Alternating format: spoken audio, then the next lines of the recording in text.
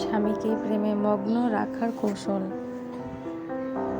আসসালামু আলাইকুম প্রিয় বোনেরা, আপনাদের মাঝে নতুন একটি টপিক নিয়ে হাজির হয়েছি। স্বামীকে প্রেমে মগ্ন রাখার উপায়।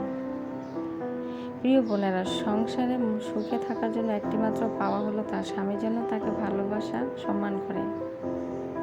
কিন্তু বাস্তবে দেখা যায় অনেক স্বামী স্ত্রীর মাঝে ভুল বোঝাবুঝি, অভিমান কিংবা অশান্তি লেগে থাকে।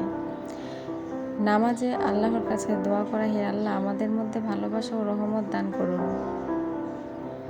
স্বামীর ঘর থেকে বের হলে তার জন্য দোয়া করা, ফেরার পর আন্তরিক হাসি দিয়ে তাকে স্বাগতম জানাবেন।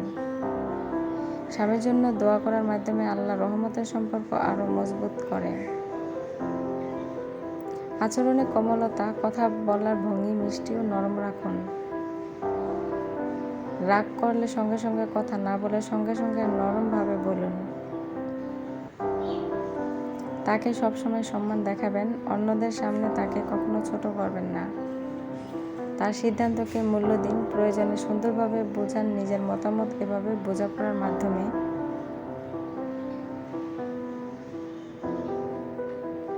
আপনাদের জীবন সুন্দর হবে। জোর করে, ক্ষমতা দেখিয়ে, লোভ দেখিয়ে কখনো সম্পর্ক টিকিয়ে রাখা যায় না। হে আল্লাহ আমাদের সম্পর্কগুলোকে সুন্দর করুন, আমরা যেন সুখে শান্তিতে থাকতে পারি। স্বামী স্ত্রীর সম্পর্কগুলোকে টিকিয়ে রাখতে কখনো ধৈর্য ধরে, কখনো দোয়া করে, কখনো কৌশলে টিকিয়ে রাখতে হয়।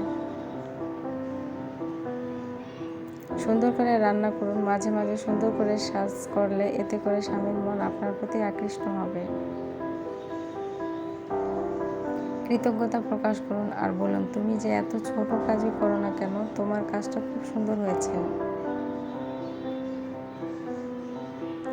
এতে করে স্বামীর মন আপনার প্রতি সন্তুষ্ট অর্জন হবে। তার সমস্যাগুলো মন দিয়ে শোনার অভ্যাস করুন। শুধু নিজের কথাই না বলে তার কথায় গুরুত্ব দিন। শারীরিক সম্পর্কের গুরুত্ব ইসলামে একটি ভালোবাসা বাড়ানোর অন্যতম উপায়। আমি আগ্রহকে গুরুত্ব দিতে হবে।